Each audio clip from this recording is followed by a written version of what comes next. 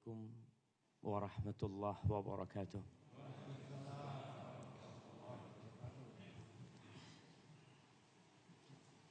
Alhamdulillah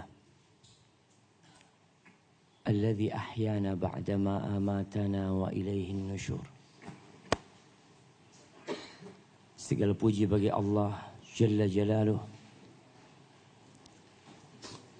yang telah menghidupkan kita setelah Dia mematikan kita. Dan kepadanya kita kelak akan kembali. Subhanallah. Tatkala kita tidur semalam, apa yang kita rencanakan untuk pagi hari ini? Ada banyak acara dan banyak cita-cita yang hendak kita bangun. Tapi kita tidak pernah tahu apakah kita akan bangkit dari tidur kita.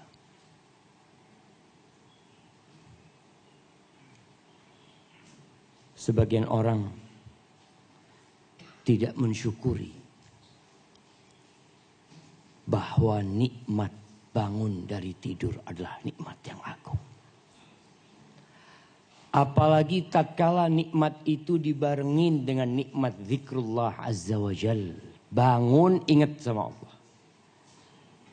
Kebanyakan orang ketika bangun apa yang dia ingat? Handphonenya. Kita lupa baca doa bangun tidur. Tidak sedikit manusia yang tidak bisa bangun tidur. Kenapa? Semua dimulai dari sebelum tidur. Sebagian orang jamaah ketika tidur juga nggak baca doa. Ada yang ketika mau tidur ingat hutang yang belum dia bayar. Ingat kontrakan yang seharusnya dia bayar. Rasulullah Sallallahu Alaihi Wasallam ketika tidur ingat apa jemaah? Ingat apa coba? Ingat hari kiamat.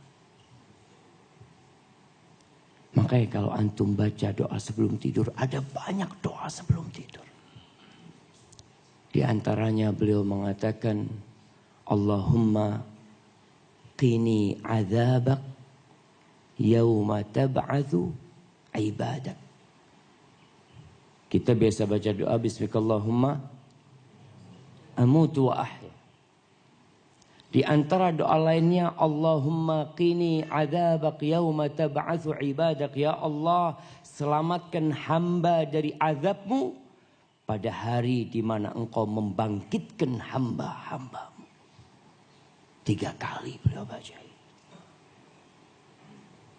Allahumma salli wa sallim ala sayyidina Muhammadin wa ala alihi wa ashabihi ajma'in. Amma ba'd. Ya Allah, semoga salawat dan salam. Antum, siapa nama antum? Iya, Sukiono. Mas Sukiono punya rencana salawat hari ini berapa banyak?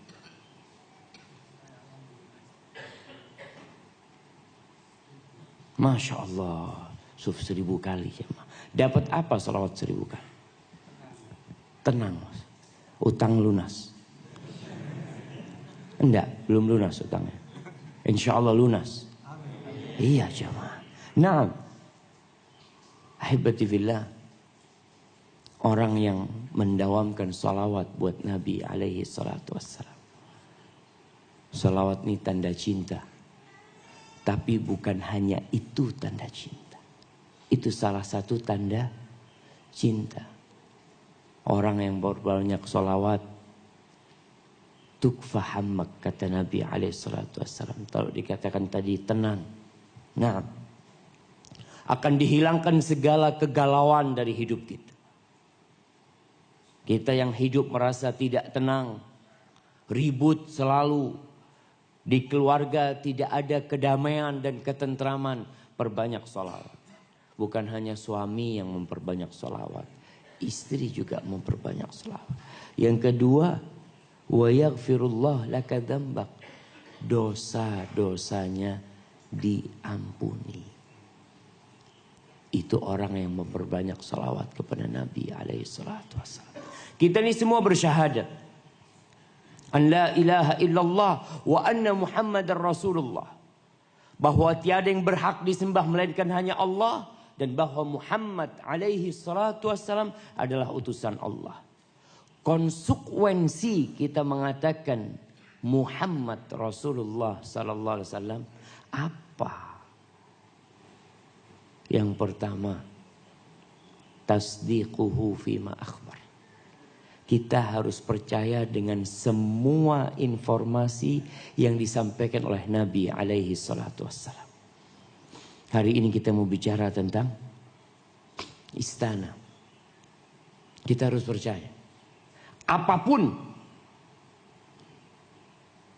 informasi yang disampaikan oleh Rasulullah sallallahu alaihi wasallam, mau masuk akal, tidak masuk akal, percaya. Percaya enggak kalau ada lalat masuk ke gelas ini? Kemudian ana celupin itu lalat dan kemudian ana buang. Setelah ana buang ana minum. Bismillah.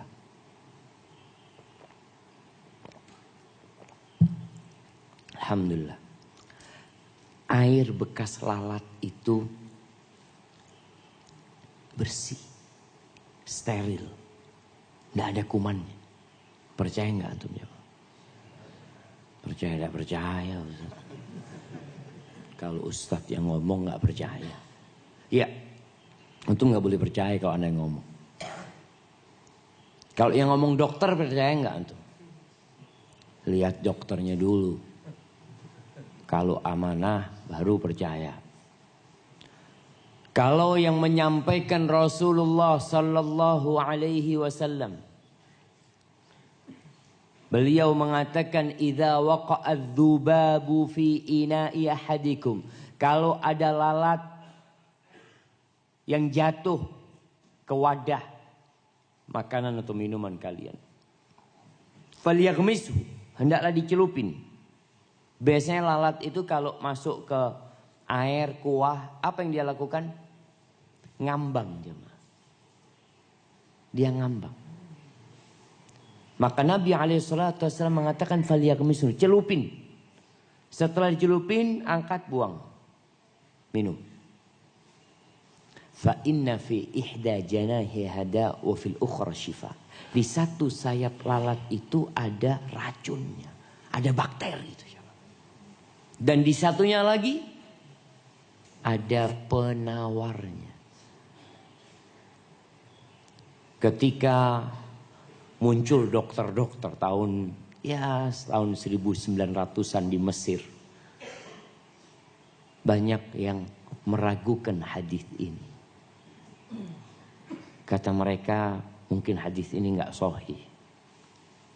Mana mungkin, kata dia, lalat yang kotor penuh kuman dan bakteri masuk ke gelas kita, kita celupin lalu kita minum. Nah, kata dia. Ditolak itu hadisnya. Padahal hadis sahih diriwayatkan Imam Bukhari. Tapi yang namanya ilmu kedokteran itu berkembang.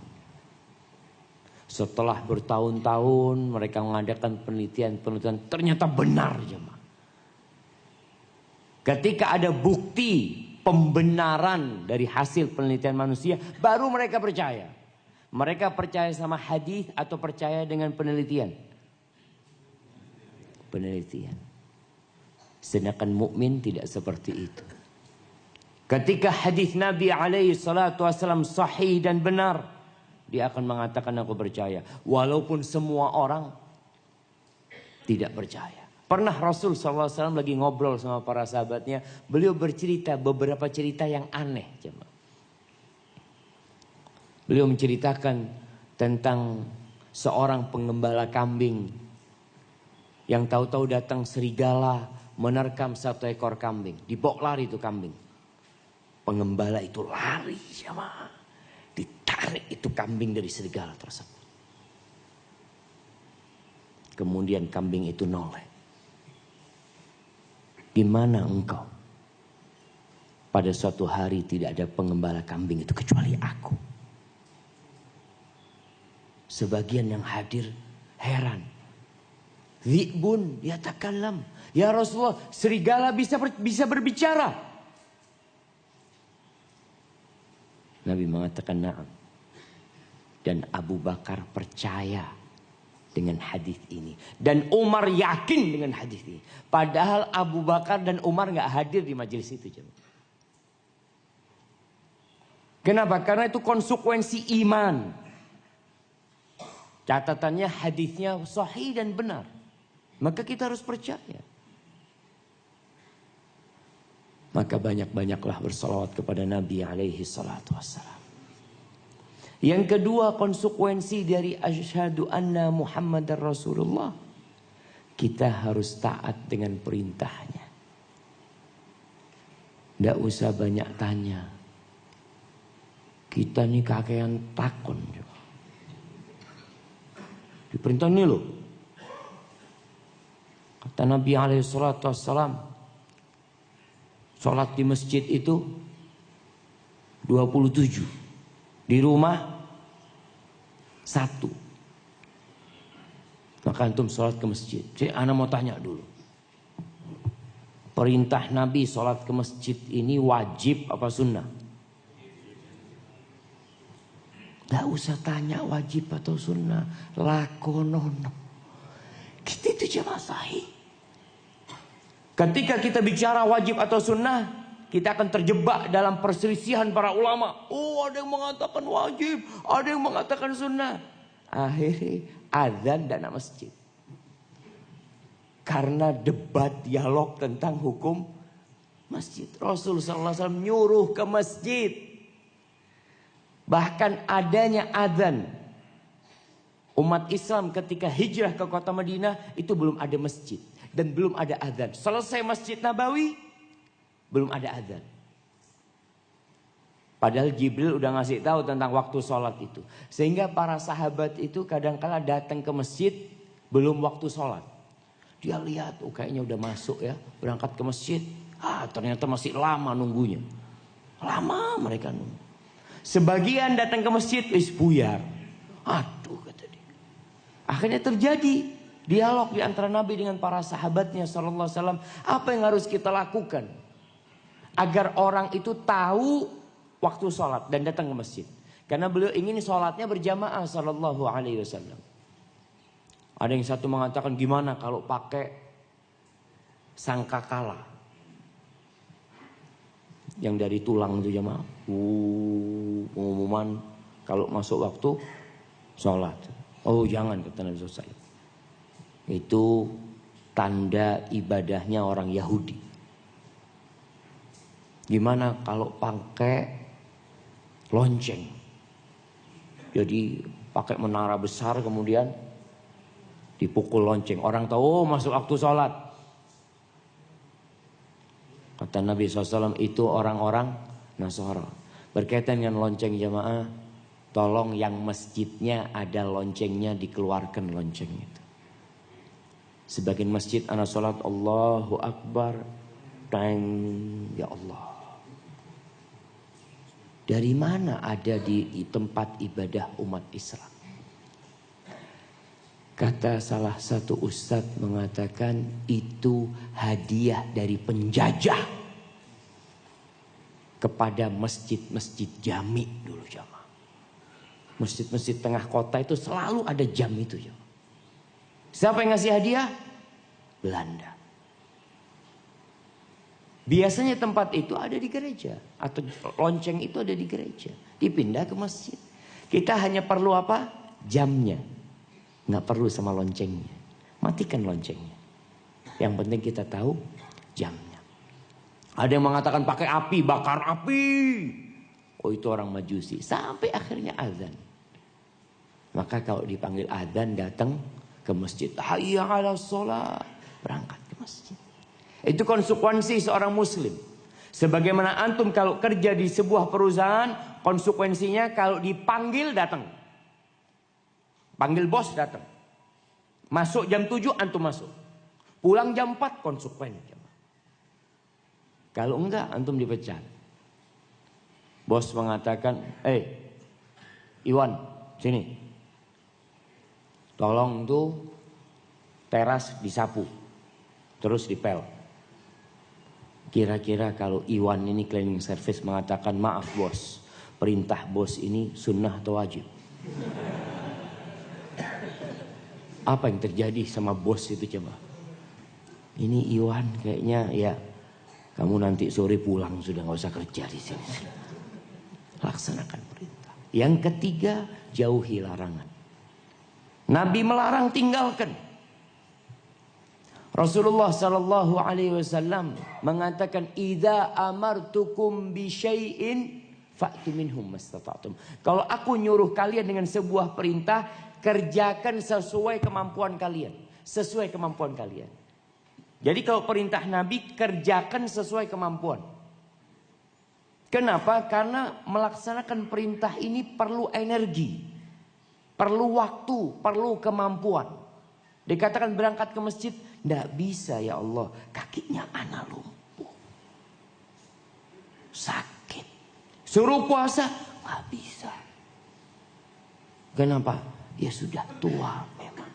Maka kalau perintah Nabi, kerjakan sesuai kemampuan. Kalau larangan, tinggalkan. Mutlak kalau larangan itu. Jangan kalau aku larang, tinggalkan sesuai kemampuan kalian. Nggak ada. Kenapa seperti itu? Karena larangan itu meninggalkannya nggak perlu energi, hanya perlu niat. Jangan melihat perempuan. Apa perlu kekuatan antum coba? Ada perempuan lewat, ya Allah melihat apa enggak? Melihat, enggak perlu sudah, tundukkan selesai. Dilarang minum khamar. Orang kalau disuruh minum khamar perlu energi. Dia perlu menuangkan dari botol. Kemudian dia perlu mengambil gelas kemudian meminumnya. Perlu energi. Tapi kalau dikatakan jangan minum khamar, apa energi yang dikeluarkan? Nggak ada. Maka kalau ada larangan tinggalkan. Itu konsekuensi seorang muslim. Yang keempat, jangan beribadah kecuali dengan syariat Nabi Muhammad SAW. Contohnya sholat subuh. Saya Ustaz, sholat subuh itu supaya lebih khusyuk Ustaz, jam 2:30 Ustaz. Boleh nggak jemaah? Sholat dapat pahala nggak dia kalau sholat subuh 2:30? Ikhlas dia jemaah, nggak dapat pahala. Karena tidak sesuai dengan syariat Nabi Muhammad SAW. Syariatnya sholat subuh setelah fajar terbit. Maka laksanakan itu. Jumlahnya juga. Jangan sampai antum sholat subuh 6 rakaat. Mungkin imam masjid, apa nama masjidnya? Al-Hikmah.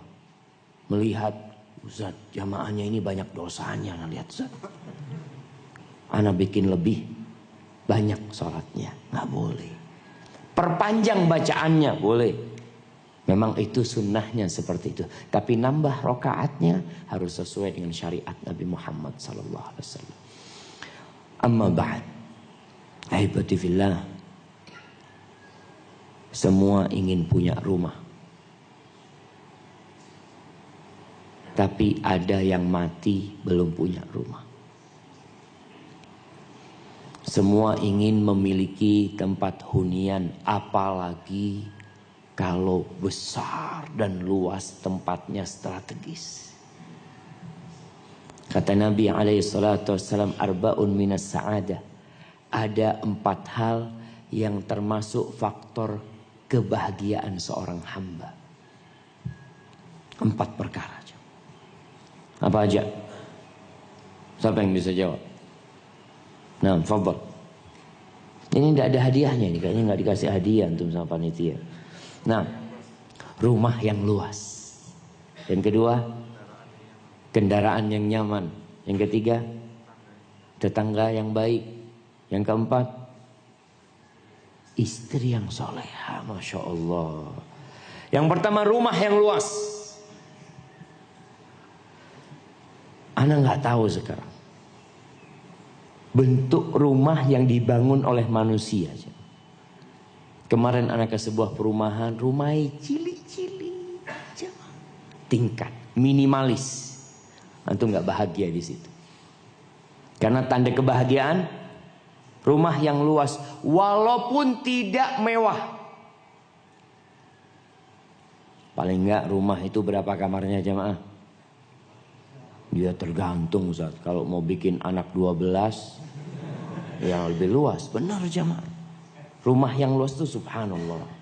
Antum kalau datang mertua, ada kamarnya. Datang kerabat, ada kamarnya. Ada rumah yang model apartemen, 1 kamar. Kalau mertua datang, antum tidur di mana jemaah? Ya Allah, mau kemana? Ada sebuah kesempitan di dada kita. Ini kebahagiaan dunia. Yang kedua, kendaraan yang nyaman. Ya, sekarang kalau beli mobil atau motor, belilah yang tidak pakai utang. Itu nyaman. Antum kalau mobilnya bagus, Masya Allah. Ana baca di sebuah berita bahwasanya kebanyakan yang beli mobil Mercy 70% itu utang. Makanya kalau antum melihat mau ada orang pakai mobil Mercy, oh kayaknya utang. Dia masuk yang 70 atau 30. Betul. Itu yang mengadakan, yang melaporkan itu dealernya Mercy. Jarang yang beli kontan. Antum punya mobil, nggak utang, ketika parkir tidak takut tergores, karena sebagian orang Masya Allah jemaah, itu pulang dari sholat Jumat lihat mobilnya tergores, bukan mobilnya yang tergores jemaah, hatinya yang tergores. Ya Allah, sopo gitu ya Allah, berarti nggak enak antum punya mobil. Tapi ketika antum punya mobil tergores, alhamdulillah menghapuskan dosa ya Allah. Seneng antum jamaah. Mobil yang nyaman, yang nggak perlu didorong kalau ngidupin. Yang ketiga, tetangga yang baik. Dan yang keempat, istri yang soleha. Antum punya mobil bagus, jumlahnya 7. Rumahnya luas 1000 meter. Tetangganya baik-baik, tapi jomblo. Kira-kira antum gembira enggak? Ya ada Ustaz. Ahibatifillah, berbicara rumah. Di perumahan ini berapa harga rumah? Iya. Berapa harganya? Per meternya 7 juta. Allahu Akbar. Kalau 1000 meter 7 miliar. Siapa yang mau punya rumah di sini? Antum kalau ada rumah harganya 7 miliar. Tapi penjualnya ngomong, "Mas, rumah ini ya paling 60-70 tahun ambruk, Mas. Ditelan bumi." Lu enggak mau saya, Mas, kata dia. Cari tanah lain. Dikasih ini ada rumah. Nggak mahal, harganya 2 M. Tapi sama, 50 tahun ambruk. Berangkat ke seluruh rumah yang ada di muka bumi ini, maka umur rumah itu nggak panjang. Kalau bukan rumahnya yang ambruk, yang punya rumahnya yang ambruk. Tapi kita lupa dengan hal itu. Ada sebuah rumah yang Masya Allah, yang gak sampai 7 miliar. Yang gak sampai 2 miliar. Dan rumah itu kekal abadi selama-lamanya di sana. Bicara kendaraannya, kalau antum suka dengan kuda, ada seorang sahabat yang suka dengan kuda. Ya dulu kendaraan yang paling mewah adalah kuda jemaah. Dia bertanya kepada Nabi SAW, "Ya Rasulullah, afil jannati faras?" Apakah di surga ada kuda? Ada kuda enggak jemaah? Kata Nabi SAW, "Idza udkhiltal jannah." Kalau engkau dimasukkan ke surga, utita bi farasin min yaqutatin hamra, akan didatangkan kepadamu seekor kuda yang tercipta dari permata merah. Lahu janahan, kuda itu punya 2 sayap. Yatiru bika haitsu tasha, engkau akan terbang kemanapun engkau sukai. Orang terkaya di dunia, pernah lihat orang terkaya di dunia naik pesawat dari depan rumahnya, masuk ke mana? Keluar dari teras rumahnya langsung naik pesawat? Nggak ada. Karena pesawat itu perlu bandara.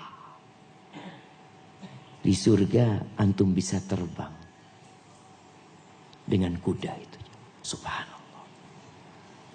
Baik, bicara surga, antum akan melihat sungai-sungai yang mengalir yang di bawahnya.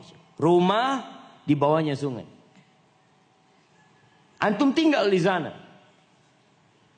Kalau kita melihat orang kaya di dunia, tinggalnya di mana orang kaya di dunia? Di kota besar, tapi punya villa. Villanya itu berapa hari sekali ditempati? Antum melihat villa-villa yang besar itu. Tidak ada yang nempati. Yang nempatin itu pembantu. Lebih enak mana? Jadi pemilik villa atau penempat villa? Antum lebih senang mana sekarang? Memiliki villa tapi belum tentu sebulan sekali nempatin, atau antum nempatin villa tapi antum nggak memiliki? Lebih enak mana jemaah? Tidak ada memiliki nempatin. Antum melihat villa-villa di puncak itu pemiliknya ada di mana sih? Ada di kota karena anaknya harus sekolah, dia harus bekerja. Kalau dia tinggal di villa sendirian, dia nunggu mati. Karena anaknya sekolah di mana? Iya jemaah. Antum lihat. Yang tinggal di villa siapa? Pembantu sama tukang kebun. Masya Allah. Dia hari itu sambil bikin kopi sama istrinya. Enak bu ya. Dak melok bayar pajak. Dak melok. Allah kata dia enak. Wallahi sahih. Hari itu dia mau tidur kamar mana kita? Terserah sudah. Nanti tidur sini, tidur. Allahu Akbar. Makanya antum ya kalau bisa memiliki villa yang ditempati selalu. Tapi di dunia nggak bisa. Karena di dunia ini tempat beramal. Bukan tempat bersenang-senang. Bukan tempat untuk bermain-main. Allah Azza wa Jalla berfirman tentang negeri-negeri yang telah sirna dan hancur. Tadi kita katakan bahwasanya ada orang punya rumah tapi rumahnya akan hancur. Allah suruh kita melihat. Di surat Thaha ayat 128 Allah mengatakan, "Afalam yahdi lahum kam ahlakna qablahum minal qurun yamshuna fi masakinihim inna fi dzalika laayatin liulin nuha." Apa belum dikasih tahu mereka tuh? Berapa banyak generasi-generasi yang dihancurkan. Yang hilang dari muka bumi ini. Rumahnya hancur. Penghuninya binasa. Sesungguhnya di sana itu ada tanda-tanda buat orang yang punya akal jamaah. Siapa yang pernah ke Mesir? Kayaknya yang punya travel pernah ke Mesir. Datang ke Mesir, melihat piramid. Oh ya Allah, dahsyat sekali bangunan ini. Tanya, sing bangun piramid endi? Tidak ada. Sudah. Kemana Fir'aun dan bala tentaranya? Hilang jamaah. Mereka tinggal cerita. Kita tuh ketika melihat yang seperti itu, hendaklah yakin bahwa rumah kita akan kita tinggal juga. Yang berangkat ke Palu. Nah, ketika berangkat ke Palu jamaah, ada satu lokasi mungkin luasnya hampir 50 hektar. Padat penduduk. Hilang dari muka bumi jemaah. Ambles jemaah. Ketika antum melihat seperti itu, kita berpikir kayaknya anak nggak mau bangun rumah di sini, Ustaz. Ya. Setelah antum tahu, padahal Allah udah kasih tahu sama kita, bahwasanya bumi ini akan hancur. Dan tujuan kita diciptakan hanya satu. Itu mengabdi kepada Allah Azza wa Jalla. Allah berfirman, Inna ja'alna ma'alal ard zinatan laha linabluwahum ayyuhum ahsanu amala. Kata Allah, sesungguhnya kami menjadikan semua yang ada di muka bumi ini adalah perhiasan. Perhiasan belaka. Untuk kami uji siapa yang paling baik amalannya. Wa inna laja'iluna ma'alaiha sa'idan juruza. Dan kami benar-benar akan menjadikan semua yang ada di muka bumi ini. Itu debu yang berterbangan. Antum melihat. Dari sepanjang antum masuk perumahan itu akan jadi debu semuanya jamaah. Ketika kita tahu itu, kita harus sadar, ya Allah.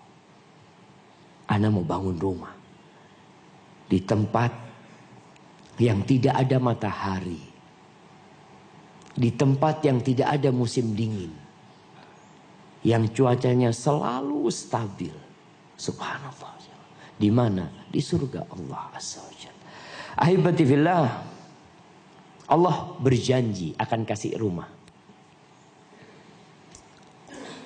Buat siapa? Ya buat yang memenuhi syarat. Kalau ada sayembara, dikatakan siapa yang bisa melakukan ini dan itu akan dapat rumah seharga 100 miliar. Kira-kira berapa orang yang ikut sayembara itu jamaah? Antum lihat di kampung-kampung lomba jalan santai. Hadiahnya sepeda. Satu kampung ikut jamaah. Gimana kalau hadiahnya rumah harga 100 miliar plus istri 4? Kira-kira antum ikut jamaah? Ya ikut loh Ustaz. Mungkin langsung pesan sama istrinya, Dek, minta maaf kayaknya kita sampai di sini saja, Dek. Allah berjanji. Di surat Taubah ayat 72 Allah mengatakan wa'adallahul mu'minina wal mu'minat. Allah berjanji kepada laki-laki yang beriman, wanita-wanita yang beriman, jannatin tajri min tahtihal anhar khalidina fiha. Allah berjanji surga. Seperti apa surga itu? Surga itu seluas langit dan bumi ini jemaah. Tajri min tahtihal anhar. Ada sungai-sungai yang mengalir dari bawahnya. Surabaya ini ada sungainya enggak jemaah? Sungai apa? Ada Kali Mas, ada Berantas, ada Kali Ireng. Antum pernah lihat? Bukan kali, got. Ana mau tanya, yang berada di antara rumah-rumah itu kali apa got? Got. Antum lihat, ya Allah. Ana kadang kala ada sebuah masjid di Jakarta sana, kalau masuk masjid mesti lewat got. Dan itu ada di sepanjang kota. Sedangkan di surga sungai. Tajri min tahtihal anhar. Sungai apa? Di musim kering ini kita lihat sungai-sungai yang ada kering. Tumpukan sampah di mana-mana. Di surga sungainya dari khomer. Minuman keras jemaah. Tapi tidak memabukkan. Allahu Akbar. Orang di dunia ini kalau mau mabuk sembunyi-sembunyi. Bayar. Kalau di surga ada khomer yang tidak memabukkan, antum tinggal nyipu jemaah. Bukan pakai gelas gini jemaah. Tapi antum pun tidak diperkenankan untuk ngambil sendiri. Antum ingin langsung datang yang menyuguhkan kepada antum. Allahu Akbar. Yang kedua, sungai dari susu. Bukan dari susunya sapi yang diperah jemaah. Kalau susu sapi diperah berapa jam tahannya? Bau dia basi. Tapi bukan dari dharak kata Nabi SAW. Yang ketiga sungai dari madu. Yang keempat sungai dari air yang segar. Berapa lama di sana? Khalidina fiha. Kekal selama-lamanya. Kalau antum liburan berangkat ke Batu, ke villa, Masya Allah indah. Kata bapaknya, nah insya Allah Ahad jam 12 check out. Masa cuma 3 hari ayah? Iya, cuma 3 hari. Tidak kuat bayar bapaknya. Mahal karena kalah jam. Baik, pulang dari sana macet jalannya. Azab hidup di dunia ini jemaah. Sedangkan di sana Masya Allah antum akan tinggal khalidina fiha, kekal selama-lamanya. Ya di situ di surga. Kemudian Allah katakan wa masakina thayyibatan fi jannati adn. Ini tempat-tempat tinggal, rumah-rumah yang indah di surga, tempat tinggal. Allah katakan jannati adn.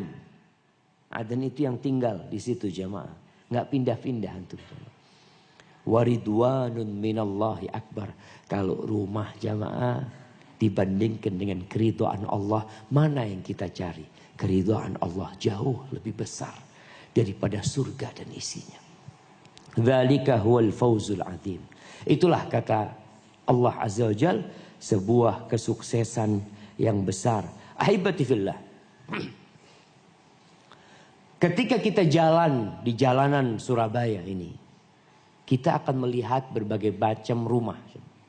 Ada yang modelnya kayak istana, tiang-tiangnya tinggi sekali. Ada yang luas, halamannya luas, kanan kiri taman-taman. Ada yang hotel. Kalau kita melihat hotel, apartemen yang tinggi, Masya Allah. Rasul Sallallahu Alaihi Wasallam menjelaskan tentang bentuk rumah, bentuk istana di surga.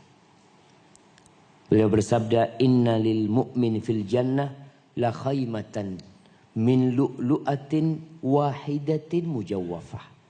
Afwan, ini bukan rumahnya jemaah. Ini tendanya. Jadi di taman-taman itu ada bangunan dan ada tenda.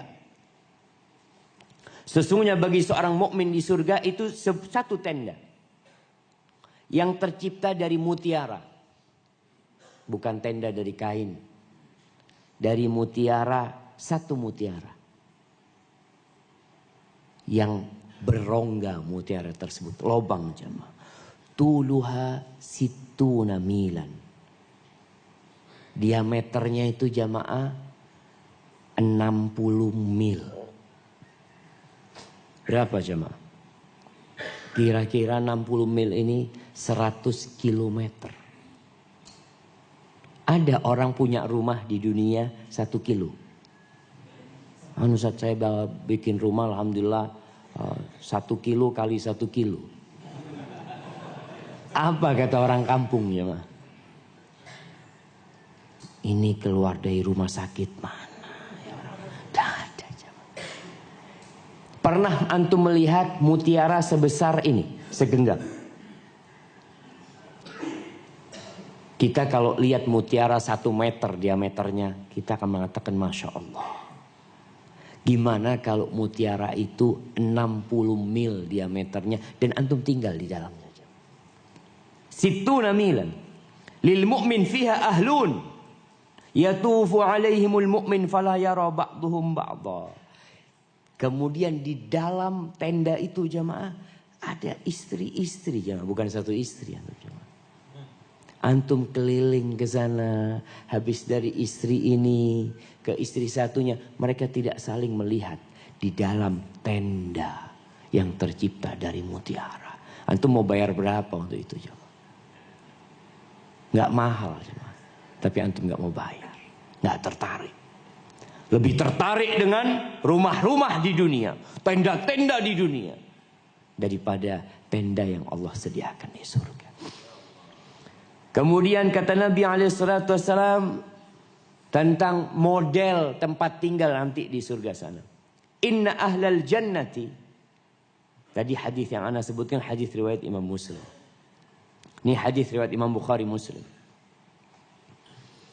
Ana izin minum dulu jamaah. Bismillah.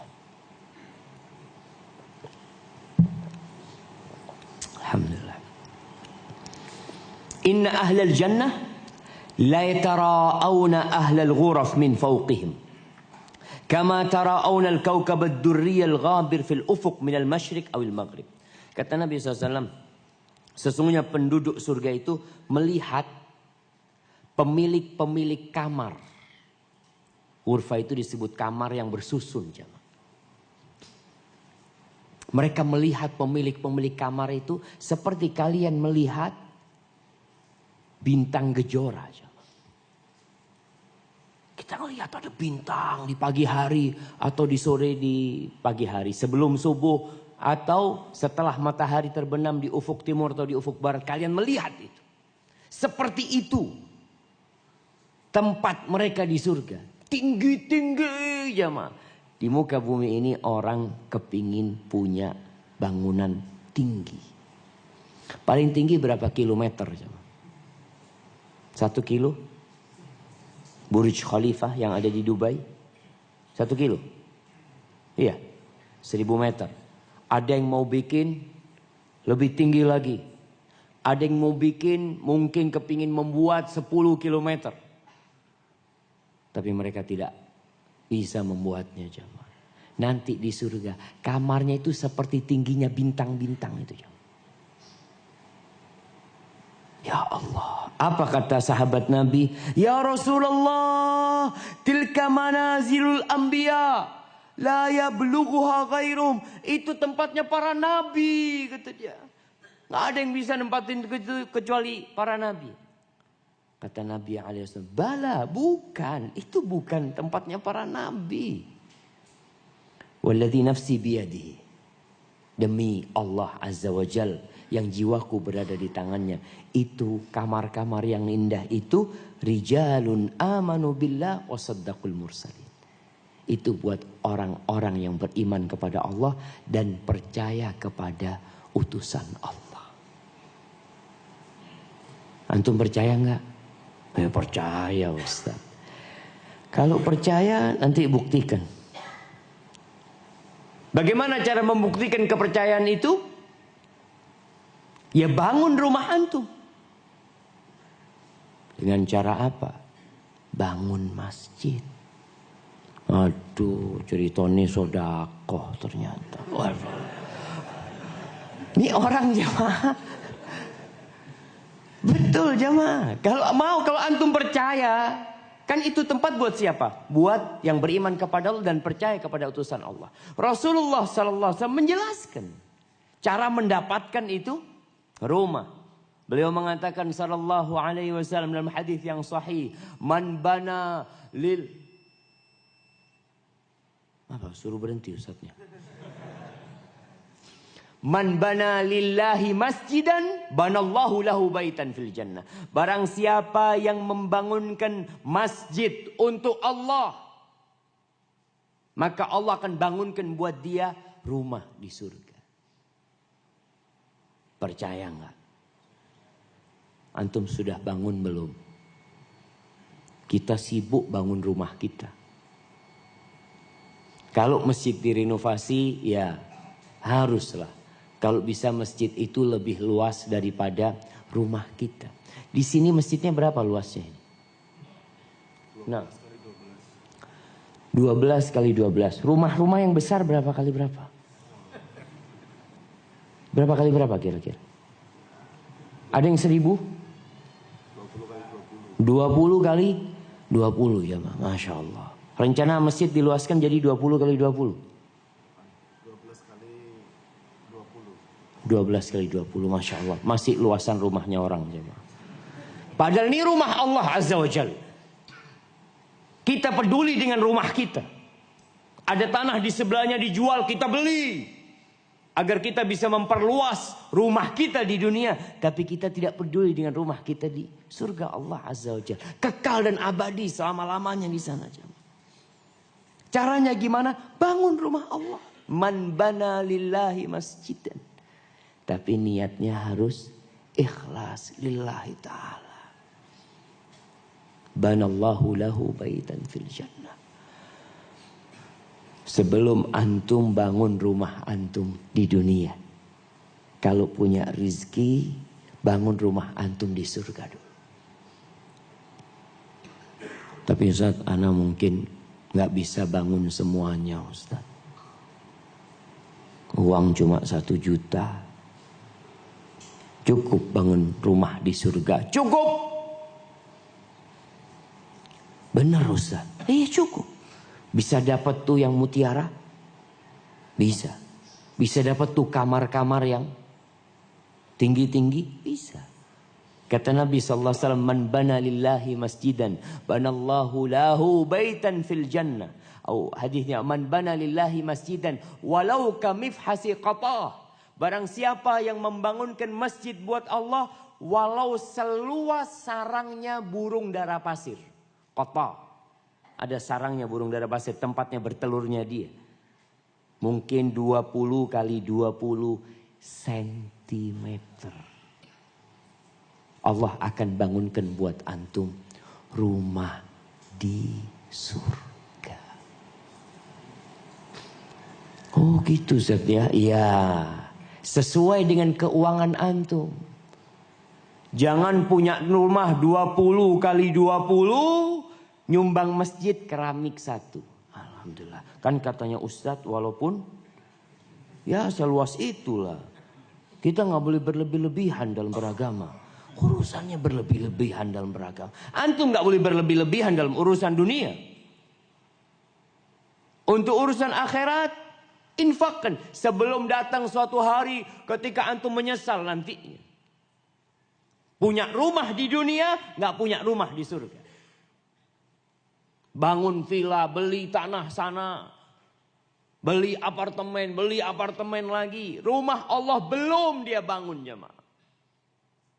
Siapa yang akan memakmurkan rumah Allah ini? Memakmurkan bicara dari sisi fisik dan dari sisi rohaninya. Kalau dikatakan tadi sudah nggak cukup masjid ini. Memang masjid ini nggak sesuai dengan jumlah penduduknya. Berapa jumlah yang tinggal di sini? Berapa kakak? 1000-an kakak. Muslimnya 250. 250 kakak.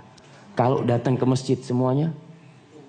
Kalau semuanya ya bisa 500 sama. Masya Allah. Sama anak-anaknya, sama istrinya, sama pembantunya nggak cukup jemaah.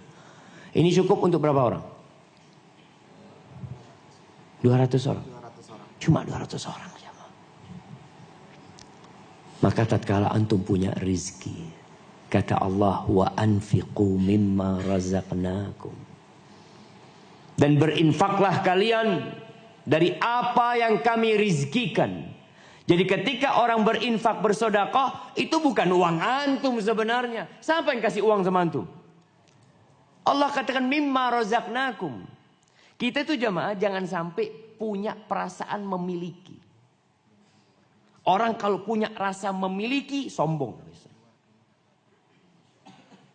Tapi ketika dia mengatakan dia pakai mobil mewah sekali. Paling bagus mobilnya. Dia beli 12 miliar. Masuk sini.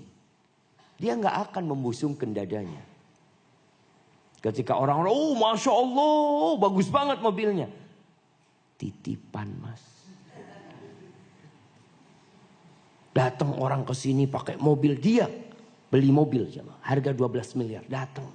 Ketika sahibnya tanya, punya antum kata dia.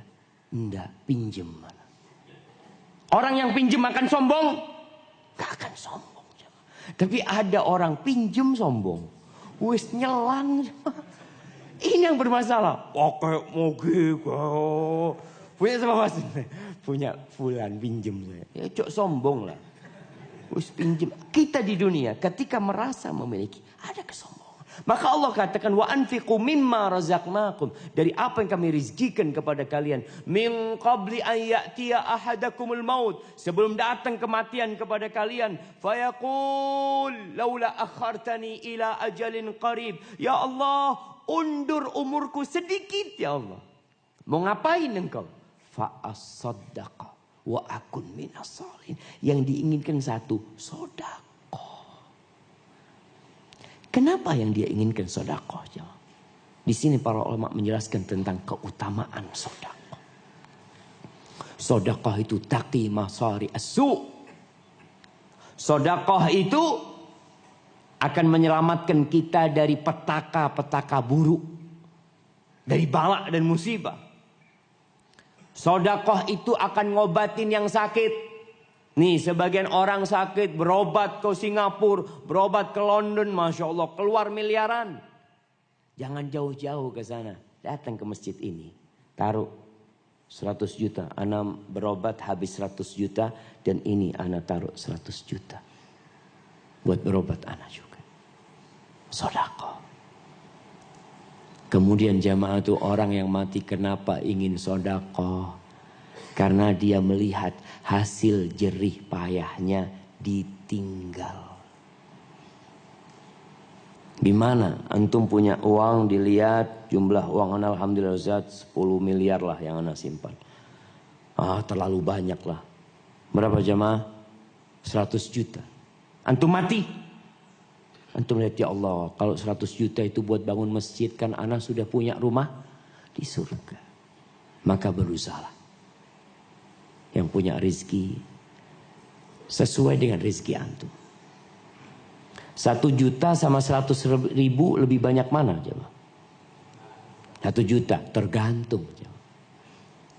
Bicara sedekah tergantung. Kalau antum punya uang 100 juta, sedekah 1 juta, berarti antum sedekah berapa persen? 1%. Nih orang punya uang cuma 200 ribu. Sedekah 100 ribu. Lebih banyak mana 100 ribu sama 1 juta? 100 ribu. Dia sedekahkan setengah hartanya. Maka jangan pernah antum merasa banyak bersedekah. Antum ana sumbang Ustaz 50 juta Ustaz. Sedangkan antum punya uang 10 miliar. Apa 50 juta aja. Tuh fulan punya uang 10 ribu. Sedekah 10 ribu semuanya. Bisa nggak kita di dompet ada 10 ribu kita sedekahkan semuanya? Bisa. Bisa nggak kita punya uang 1 juta kita sedekahkan semuanya? Berat Ustaz. Jangan. Jangan semuanya. Setengahnya aja mah. Tuh orang punya uang 20 ribu. 10 ribu dia sedekahkan. Dia taruh sudah dompetnya. Tinggal 10 ribu. Antum melihat dompetnya ada 1 juta. Berani antum keluarkan 500 ribu. Anak kayaknya sholat istikharah dulu. Kalau yang seperti itu kadang kalah orang. Wallah jemaah.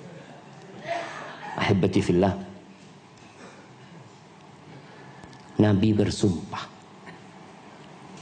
Kita bicara tadi syahadat kita bahwa Muhammad Rasulullah SAW. Janji rumah-rumah di surga buat orang yang beriman kepada Allah dan percaya kepada Nabi SAW. Nabi bersumpah. Mengatakan mana qasat sadaqatun min mal. Sedekah itu tidak ngurangin harta. Tidak berkurang harta kita ketika kita bersedekah. Mungkin jumlah nominalnya menurut kita berkurang. Dari 1 juta tinggal 500 ribu. Padahal Nabi bersumpah tidak berkurang.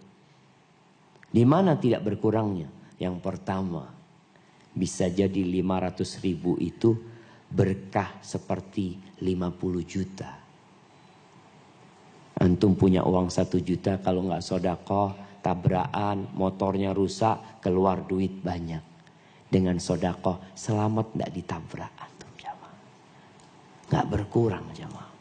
Yang kedua, Allah akan lipat gandakan. Bukan 1 kali lipat, tapi sampai 700 kali lipat. Antum sodakoh 1 juta, dapat berapa? 700 juta. Berani sodakoh 1 juta? Kita nggak berani. Maka hibatifillah, segera milikin rumah di surga. Segera milikin istana di surga. Kalau di jalan-jalan, segera miliki hunian. Cicilan 2 juta per bulan. Itu orang mulai ngitung jemaah. 2 juta per bulan, anak gajinya sekian. Kenapa rumah yang di surga antum tidak cicil tiap bulan antum bayar? Hadza wallahu a'lam bishawab. Itu yang bisa Anda sampaikan pada kesempatan kali ini. Mungkin kita masuk ke sesi tanya jawab. Anda lihat tidak ada yang nulis pertanyaan jemaah. Nah, fadhal jemaah.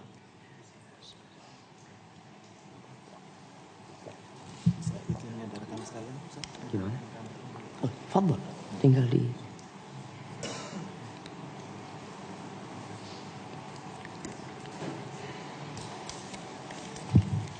Silakan yang mau beri pertanyaan dengan tulisan atau kertas.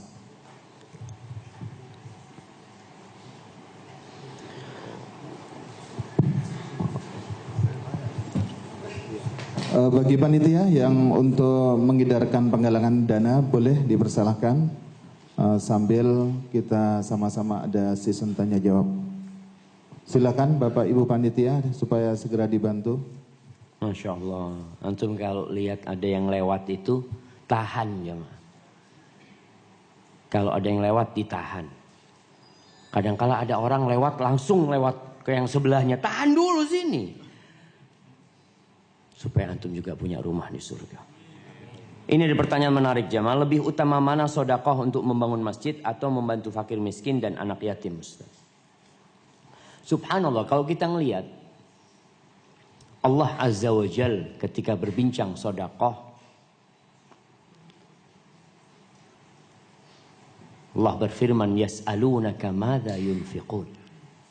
Mereka bertanya kepadamu apa dan kepada siapa mereka berinfak, bersedekah.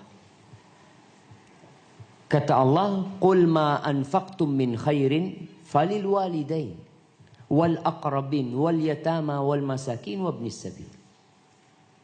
Katakan kepada mereka, apa yang kalian infakkan dari harta, yang paling berhak mendapatkan adalah kedua orang tua. Kedua orang tua. Setelah itu kerabat. Setelah itu anak yatim, fakir miskin, ibnu sabil. Jadi kalau kita bicara mana yang lebih afdol, maka yang lebih afdol buat orang tua. Orang tua kita susah, antum jangan bangun masjid. Karena ada orang, Masya Allah bangun masjid di sana, rumah orang tuanya mau ambruk. Kalau masjid yang memikirkan banyak orang, bukan cuma antum. Tapi orang tua antum siapa yang memikirkan kalau bukan antum? Maka jangan sampai kita peduli sama maslahat umum, maslahat yang wajib, yang fardu ain buat engkau lupakan. Tapi hal ini jangan ditabrak-tabrakan. Orang itu kalau bisa punya amal soleh di semuanya. Masjid dia bangun, fakir miskin dia bantu. Tapi kalau antum melihat fakir miskin ini nggak ada yang peduli, Ustaz, alhamdulillah masjid, masyarakat banyak membantu, maka antum bantu itu fakir miskin. Apalagi kerabat antum. Dan sodakoh ini ada sodakoh yang habis jemaah. Andai kalau kita ngasih fakir miskin beras dimakan habis. Tapi ada yang sodakoh jariyah. Yang antum mati terus mengalir. Itu yang disebut wakaf. Maka antum berusaha untuk memiliki wakaf dan sodakoh yang beragam. Assalamualaikum Ustaz. Waalaikumsalam warahmatullahi wabarakatuh. Afwan Ustaz. Tadi dijelaskan barang siapa yang membangun masjid atau rumah Allah akan dibangunkan rumah di surga. Tetapi di sini permasalahannya, uang yang dipergunakan untuk membangun masjid tersebut didapat dari hasil uang gadai. Menyewakan villa yang terkadang disewa oleh anak-anak yang bukan mahram. Bagaimana hal yang sedemikian, Ustaz? Baik, kalau bicara gadai. Gadai itu di dalam Islam jelas hukumnya boleh apa nggak boleh? Boleh gadai itu. Asalkan tidak ada ribanya. Kalau ada hasilnya berarti gadai itu tidak benar. Karena gadai itu sejatinya hanya jaminan. Orang pinjam duit, taruh emas. Saya nggak mau jual emas saya. Ini sebagai jaminan umpamanya. Taruh motornya, dia pinjam uang, boleh. Tapi jangan sampai motornya antum pakai. Kemudian berkaitan dengan menyewakan villa. Ada hasilnya dari sana. Ya dilihat. Kalau dia sewakan villa dengan cara yang halal, insya Allah halal buat dia. Kemudian kalau ada yang bukan mahram Ustaz tinggal di situ, itu tugas kita. Jangan sampai villa yang kita milikin digunakan untuk maksiat. Berarti kalau kadangkala keluarga yang pakai, kadangkala ya cewek cowok masuk ke sana, maka di sini bercampur harta kita. Intinya tatkala kita membangun masjid, ingin pahala, ingin rumah di surga, bangunlah dari hasil yang halal. Kalau antum bangun masjid dari hasil korupsi, nggak ada gunanya, nggak ada rumah buat antum di surga, yang ada neraka. Innallaha thayyibun la yaqbalu illa thayyiban. Allah tuh maha baik dan Allah tidak terima kecuali yang baik-baik. Kemudian gimana Ustaz? Ana ada hasil yang syubhat. Ya sudah, antum keluarkan tapi bukan niat sodakoh. Niat membebaskan diri dari dosa. Kalau dari yang halal silahkan niatkan untuk sodakoh. Barakallahu fikum. Saya Ruby dari Gresik. Ustaz, tahun depan insya Allah saya akan menikah. Mohon doanya agar usaha saya ini dilancarkan oleh Allah. Mohon nasihatnya Ustaz untuk saya agar bisa membimbing keluarga saya nanti. Sesuai dengan tema kali ini, saya ingin membangun istana di surga bersama keluarga dan kedua orang tua saya. Terima kasih Ustaz. Doakan saya juga semoga menjadi anak yang berbakti kepada orang tua. Waalaikumsalam warahmatullahi wabarakatuh. Barakallahu fiik. Semoga Allah mengabulkan permohonan kita dan memberikan hajat kita jemaah. Baik, berkaitan dengan yang mau menikah. Suami istri ini perlu menyamakan visi dan misi. Antum alhamdulillah belum nikah. Antum lihat istrinya nih mau rumah di dunia apa di surga? Kalau antum lihat enggak Ustaz? Ana lihat istri ana ini matri Ustaz. Nah, antum ganti istri mumpung belum nikah. Ganti, cari yang lainnya. Karena tadi antum katakan ingin punya istana di surga. Karena ada perempuan-perempuan yang selalu berpikir mengganti horden rumahnya, ganti sofa rumahnya, ganti karpet rumahnya. Kalau antum mau ganti karpet rumah antum, karpet masjid antum ganti dulu. Di sini kita berpikir istana di surga. Antum mau renovasi rumah, lihat masjid.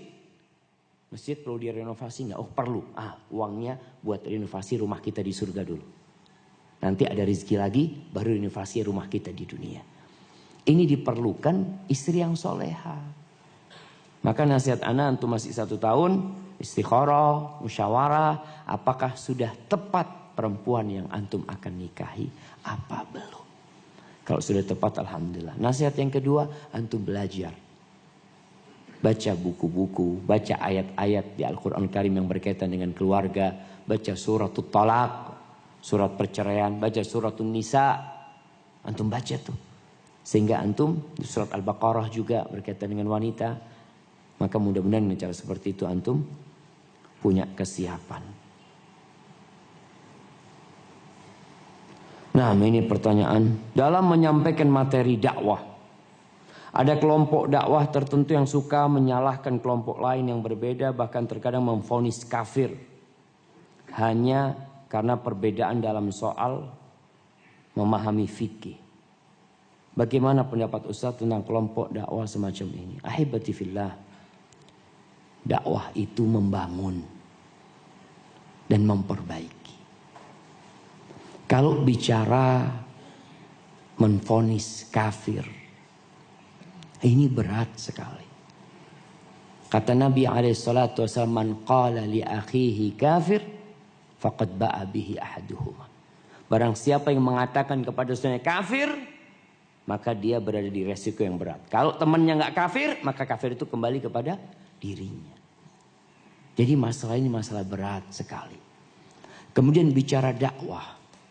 Dakwah itu tujuannya mengajak manusia kepada Allah, bukan kepada kelompok. Kalau antum melihat seorang ustadz, dai mengajak kepada kelompok, antum tinggalkan sudah. Karena ini akan mengotak-ngotakkan umat Islam. Tapi kalau dia mengajak kepada Allah, kepada Rasulnya, sesuai bagaimana sahabat mengamalkan Islam ini, fadl. Antum mau pakai baju warna kuning, warna hijau, warna apa, yang penting antum menuju kepada Allah, mengikuti sunnah Rasul SAW dan para sahabatnya, itu yang kita inginkan. Jadi kalau ada orang yang salah, tugas kita memperbaiki. Nggak boleh kita membiarkan. Kita juga dosa. Antum lihat temannya nggak sholat. Mau bicara sholat ini Ustaz, orang yang meninggalkan sholat ini bicara hukum fikih tadi. Orang yang meninggalkan sholat ini kafir apa tidak kafir? Khilaf di antara para ulama. Artinya orang yang meninggalkan sholat itu keislamannya diragukan. Karena sebagian ulama menvonis kafir. Dalam mazhab Hambali umpamanya. Mereka mengatakan orang yang meninggalkan sholat selama-lamanya nggak pernah sholat keluar dari Islam. Mereka menyebutkan dalil-dalilnya. Pendapat yang lainnya mengatakan enggak. Tapi orang itu perlu diminta tobatnya. Kalau nggak tobat dibunuh. Sampai seperti itu. Jadi kalau bicara kafir juga, pengkafiran ini ada dua macam. Pengkafiran umum, barang siapa melakukan ini faqad kafar. Kata Nabi SAW umpamanya, ya orang yang pakai jimat, pakai ini telah melakukan kesyirikan. Itu sabda Nabi SAW. Tapi menvonis fulan musyrik, itu lain jamaah. Jangan sampai kita bermudah-mudahan dalam masalah ini. Kemudian saling mendoakan. Saling mendoakan saudara kita. Kita lihat ada tetangga, ya Allah tetangga anda ini Ustaz nggak benar Ustaz. Banyak kesyirikan-kesyirikan yang dia lakukan. Ritual-ritual perdukunan, mencari pesugihan ke gunung, kemana, macam-macam. Bagaimana tugas kita? Memperbaiki dia. Di sini adanya amar ma'ruf nahi mungkar. Barakallahu fikum. Tapi memang ada orang yang mudah-mudah mengkafirkan. Maka doakan. Doakan orang itu dan dikasih nasihat. Bagaimana hukumnya sholat qobliyah dan ba'diyah Jumat? Kalau ba'diyah Jumat sepakat para ulama. Yang ada khilaf tentang qobliyah Jumat. Apakah ada qobliyah Jumat atau tidak? Karena memang Rasulullah SAW, beliau itu dari rumahnya kalau ke masjid langsung naik mimbar. Hadis-hadis tentang sholat sunnah qobliyah itu ada tentang zuhur. Jumat ada hadis bainal adzanaini sholat. Di antara dua adzan ada sholat sunnah. Itu antara adzan sama qomat. Ada sholat sunnah. Kemudian ada hadis orang yang ke masjid di awal waktu, kemudian dia sholat menunggu imam. Menunggu imam, sholat 2 rakaat, sholat 2 rakaat lagi sampai imam naik mimbar. Itu pun ada hadisnya. Sampai dikenal dengan sholat intidharul imam, sholat menunggu khotib datang seperti itu. Maka berkaitan dengan qobliyah Jumat ini, sebagian ulama mengatakan ada, sebagian mengatakan tidak. Tapi yang jelas ada sholat sunnah sebelum sholat Jumat. Ada sholat sunnah sebelum sholat Jumat. Apa? Ya sholat tadi. Bisa jadi menunggu imam. Bisa jadi antara adzan sama qomat orang sholat di sana. Soalnya kita tahu yang namanya qobliyah itu setelah masuk sholat atau setelah masuk waktu sholat atau sebelumnya. Setelah masuk waktu sholat. Waktu sholat dengan adzan. Gimana Ustadz kalau adzannya sekali? Gimana coba? Antum mau qobliyahnya kapan? Apa setelah imam naik mimbar, Assalamualaikum warahmatullahi wabarakatuh, terus adzan kan? Apakah setelah adzan itu antum bangun semuanya? Imami ceramah mbek sopo ini? Ini semua sedang sholat sunnah gitu. Jadi yang jelas ada sholat sebelum imam naik mimbar. Kalau ada 2 adzan, di situ antum sudah masuk waktu sholat. Bisa qobliyah. Bagi yang berpendapat ada qobliyah Jumat. Tapi yang mengatakan enggak, yang penting sholat sunnah sebelum khotib naik mimbar, yang sudah antum sholat sunnah. Hadza wallahu a'lam bishawab. Ustaz, dalam sholat kita diperintahkan untuk meluruskan dan merapatkan shaf. Nah, ini bicara memakmurkan masjid, bukan di bangunannya. Bagaimana kita memakmurkan masjid dengan tubuh kita, dengan ibadah kita. Dalam sholat kita diperintahkan untuk meluruskan dan merapatkan shaf. Apakah dalam merapatkan shaf harus merapatkan kaki? Dan dalam hal ini ada seorang kakek sholat diapit ikhwan berjenggot. Dan ikhwan berjenggot tersebut berusaha menempelkan kakinya ke kakek tersebut. Hingga kakek tersebut kakinya dan badannya agak susah untuk digerakkan. Bagaimana pendapat Ustadz tentang ini? Mungkin kakek itu mau roboh jamaah. Jadi diapit. Di masa sahabat Nabi, ada orang-orang yang ke masjid itu memang diapit dengan 2 orang. Soalnya kalau nggak seperti itu dia akan roboh karena dia sudah lemah. Wallahu a'lam ini. Tapi kalau bicara merapatkan shaf jemaah, biasanya memang yang merapatkan shaf ini jenggotan. Jenggotan, cingkrang, aduh ini. Alirannya ini sudah jelas gitu loh jamaah. Sebenarnya jenggot itu sunnah Nabi alaihi salatu wassalam. Jadi jangan sampai kita mencela itu sunnah Rasul SAW. Kalau antum belum bisa mengamalkannya, antum banyak-banyak istighfar. Merapatkan shaf itu ternyata juga sunnah Nabi alaihi salatu wassalam. Cuma bagaimana cara merapatkan shaf itu? Yang pertama lurus.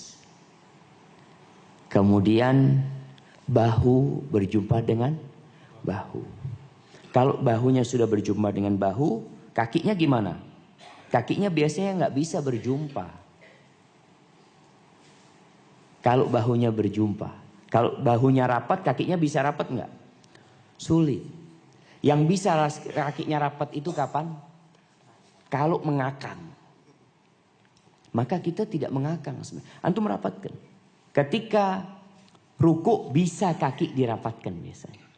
Karena posisi badannya sedang ke depan. Dan bahunya memang sedang berada di tempat yang agak luas. Maka anjurkan untuk bahu dengan bahu. Kaki untuk merapatkan shaf, untuk meluruskan. Kita bisa rapat selalu alhamdulillah. Kemudian kalau ada orang yang tidak mau dirapatkan jamaah. Antum tidak usah kejar dia. Betul. Ada orang antum, sampai kadangkala ada orang yang mengakang jamaah. Antum juga nggak sesuai dengan sunnah. Karena masih ada ruang di sini. Ketika orang itu lari dari antum, ya sudah. Antum tetap di tempat antum. Jangan sampai merusak kekhusyuan orang itu. Tapi gimana Ustaz? Setannya kan akhirnya godain kita Ustaz. Ya antum merapatkan ke sana, yang sebelah sini juga nggak rapat akhirnya. Maka berusaha untuk memberikan pemahaman kepada umat. Setelah antum sholat, yang di sebelah antum ini tadi kabur, tidak mau rapat, selesai sholat, antum minta maaf sama dia. Mohon maaf Pak atas ketidaknyamanannya. Saya tadi ingin merapatkan shaf. Sampaikan. Di sini nilai dakwah jamaah. Kalau enggak gitu. Antum mengejar kaki dia, apalagi sebagian orang tuh ke masjid bawa sejadah jemaah. Baru pulang umroh dia. Sejadahnya baru dipasang sama dia. Antum tahu-tahu naik ke sejadah dia, ditoleh antum sama dia. Antum. Oh, pancene jenggotan nih.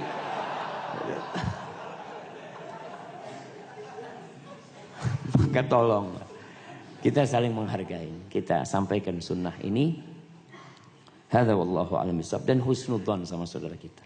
Mungkin dia tidak mau merapatkan sama kita karena ada orang yang kalau duduk jamaah itu harus lebar. Dia sakit kakinya. Ada yang seperti itu.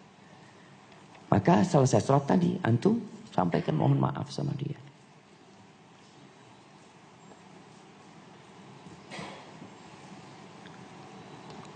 Bismillah.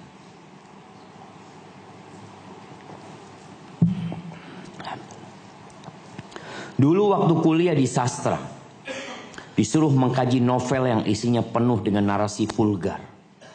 Setelah lulus, ana paham bahwa novel tersebut tidak manfaat.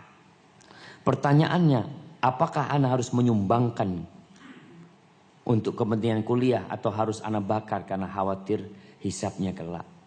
Manfaatnya apa?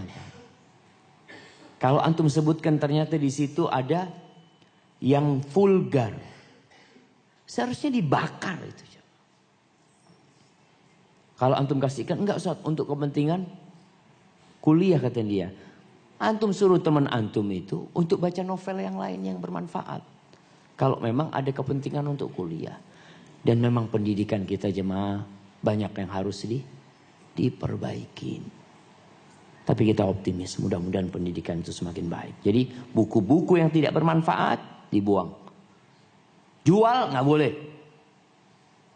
Sodakohkan Ustaz, apalagi disodakohkan antum.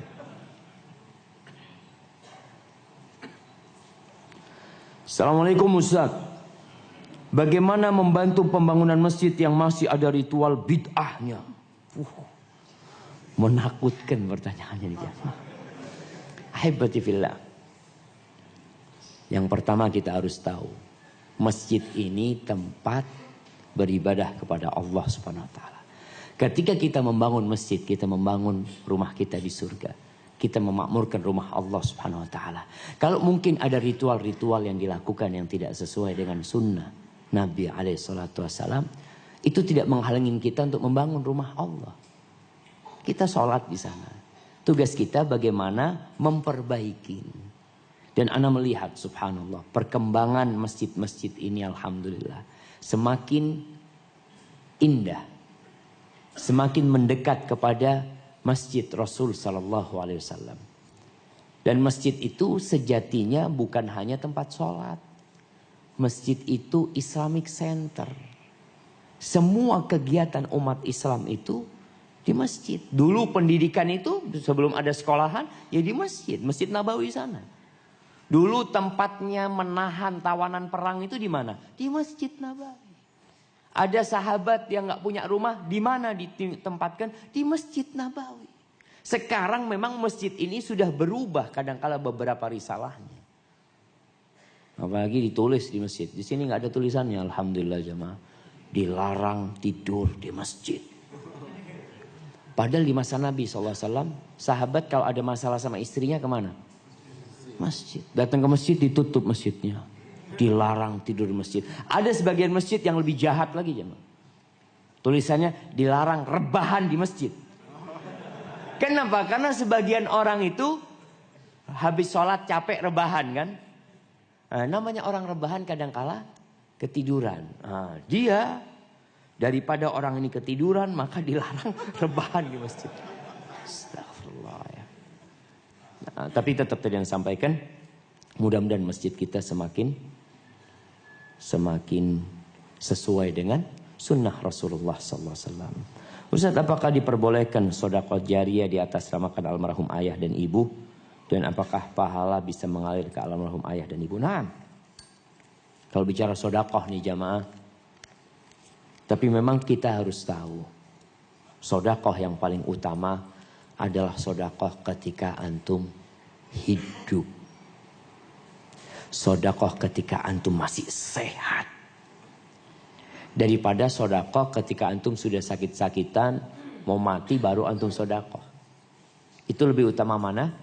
Sedekah yang sehat. Kalau orang sudah sakit-sakitan mau mati, wakaf sana, wakaf sini, ya pantas dia mau mati. Diterima nggak sedekahnya? Insya Allah diterima kalau ikhlas lillahi ta'ala. Tapi nilai pahalanya berbeda. Bagaimana yang sudah meninggal dunia? Diterima? Insya Allah diterima. Karena datang Sa'ad bin Ubadah kepada Nabi SAW. Bertanya, ya Rasulullah, inna ummi infalatat walam tusi. Ibuku meninggal dunia belum sempat wasiat. Afa yanfa'uha idha tasaddaqtu anha. Bermanfaat nggak kalau aku sedekah buat ibuku? Naam, kata Nabi SAW. Maka seorang boleh dia memamanya bangun masjid. Sampai ada seorang, mudah-mudahan Allah terima amal dia. Ada seorang yang mau bantu masjid buat kita di Jember jamaah. Dia ngomong, Ustaz, ana mau bangun masjid, Ustaz.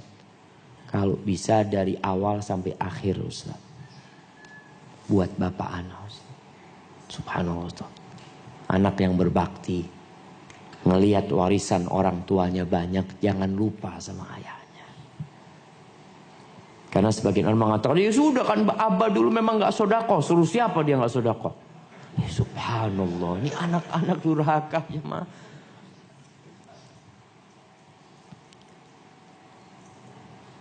Anak lulusan SMA tahun ini dan pengen mempelajari agama buat kuliah di Lipia, di STDI atau di STAI. Mana dulu yang saya pelajari Ustaz antara tahfidz, bahasa Arab dan hadis?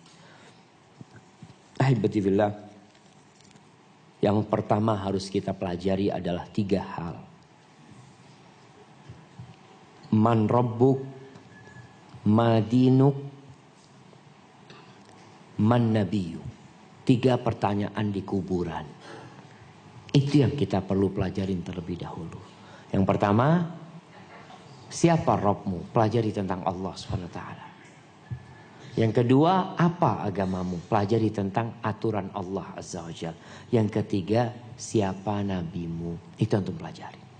Tapi setelah itu, antum mau melanjutkan, alhamdulillah. Apa yang perlu dipelajarin? Qur'annya dipelajari. Hafalkan tafsir, hafalkan surat-surat pendek, juz amma paling tidak. Kemudian bahasa Arab, alhamdulillah. Bahasa Arab ini termasuk bahasa yang ditinggalkan sama kita. Padahal bahasa Arab itu bagian dari agama kita. Pelajarin bahasa Arab. Yang bisa bahasa Arab dipakai bahasa Arabnya. Udah bisa bahasa Arab, ahlan wassalam, kaif halak? Alhamdulillah bkhair. Ada orang Mesir waktu ngajar kami di Bondoso, dia itu bingung, ya Allah, orang Indonesia ini bisa bahasa Arab semua, kata dia. Kenapa sih? Anak selalu ketemu assalamualaikum, dia waalaikumsalam warahmatullah. Kaif halak? Alhamdulillah. Ya cuma sampai alhamdulillah doang. Kalau dilanjutkan nggak bisa. Kalau alhamdulillah siapa yang nggak bisa ngomong alhamdulillah? Maka pelajarin bahasa Arab. Baik, kayaknya pertanyaan terakhir ini jamaah. Kok ana rasa antum sudah lapar jamaah? Baik, pertanyaan terakhir. Bila ada orang tua sudah almarhum, sudah meninggal dunia, mengatakan almarhum ini boleh apa enggak? Boleh apa enggak boleh? Ada khilaf. Ada yang boleh, ada yang enggak boleh. Bismillah.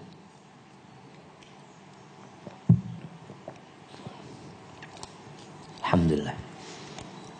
Boleh dan tidak boleh. Kapan boleh dan kapan tidak boleh. Tidak boleh apabila itu informasi bahwa orang ini dirahmati. Almarhum itu artinya yang dirahmati. Antum tahu dari mana dia dirahmati Allah? Kan kita nggak tahu. Bisa jadi dia diadab di kuburannya. Ketika memberikan informasi, maka kita harus informasi yang benar. Kalau tidak tahu kebenarannya, jangan. Kalau almarhum sebagai informasi orang itu dirahmatin, maka nggak boleh. Tapi kalau almarhum maksudnya doa Ustaz, semoga dirahmati, baru boleh. Jadi niatnya mengatakan almarhum itu, harapannya orang itu dirahmati Allah. Bukan informasi orang itu dirahmati, maka boleh. Tapi ada yang ketiga ternyata jamaah. Almarhum ini sudah menjadi bahasa Indonesia yang artinya wong mati. Iya, jadi bukan maksudnya yang bahasa Arab itu, bukan. Sampai kucing antum mana? Aduh, sudah almarhum. Kucingnya sudah almarhum jamaah. Berarti sudah menjadi Bahasa Indonesia yang artinya mati. Kalau maksudnya itu, karena yang ditanyakan ini di Arab jemaah. Ditanyakan kepada para ulama, apa hukumnya mengatakan almarhum fulan. Almarhum artinya yang dirahmatin. Kalau maksudnya informasi orang itu dirahmatin, sedangkan kita nggak tahu, maka nggak boleh. Tapi kalau doa, ya silahkan kita kata. Makanya lebih utama mengatakan rahimahullah atau Allah yarhamuh. Semoga Allah merahmati. Jelas kalau itu doa. Bila ada orang tua yang sudah rahimahullah, yang sudah meninggal dunia, tapi tidak pernah sholat Jumat, Ustaz. Dan bagaimana anak untuk berbakti kepada almarhum, kepada orang tuanya. Doakan. Selama orang tuanya masih belum murtad, masih belum keluar dari Islam. Apalagi tadi orang yang gak sholat ini kan diragukan keislamannya. Masih ada harapan lah. Kalau dia tidak pernah melakukan kesyirikan dan kekufuran. Doakan orang tuanya. Dengan cara apa? Istighfar. Yang kedua, antum menghafalkan Quran. Istighfar ini ada orang tua yang masuk surga bingung ngelihat pahalanya. Dia tanya, kok bisa aku seperti ini? Fayuqalu lahu bistighfari waladika laka. Ini semua karena istighfar anakmu buat engkau. Maka banyak-banyak istighfar. Yang kedua, ada orang tua yang dikasih jubah kebanggaan, jubah kemuliaan, dan dikasih mahkota, ya Allah jemaah. Jubahnya itu dengan harganya, jubah itu sama seluruh isi dunia ini lebih baik jubah itu jemaah. Dikasih tajul waqar, dikasih juga tahta, apa taj ini? Mahkota. Dia tanya, kok bisa aku dapat ini? Bi ta'limi waladikum al-Quran, karena engkau mengajarkan Quran. Au bi akhdi waladikum al-Quran, karena anakmu menghafal Al-Quranul Karim. Maka kita sebagai seorang anak kalau ingin berbakti sama orang tua, istighfar dan hafalkan Quran. Tentu niatnya lillahi ta'ala jemaah. Tapi Allah janji di akhirat ada pahala tersebut. Yang ketiga, sedekah buat orang tuanya. Yang keempat, berbuat baik kepada kerabat-kerabat orang tuanya. Kepada orang-orang yang cintai orang tua kita. Hadza wallahu a'lam bishawab. Itu yang bisa saya sampaikan pada kesempatan kali ini. Mohon maaf tidak semua pertanyaan bisa dijawab jamaah. Apabila yang ana sampaikan benar itu dari Allah, kalau ada yang salah dan kurang berkenan, itu dari ana pribadi. Subhanakallahumma wa bihamdika asyhadu an la ilaha illa anta astaghfiruka wa atubu ilaik. Assalamualaikum warahmatullahi wabarakatuh.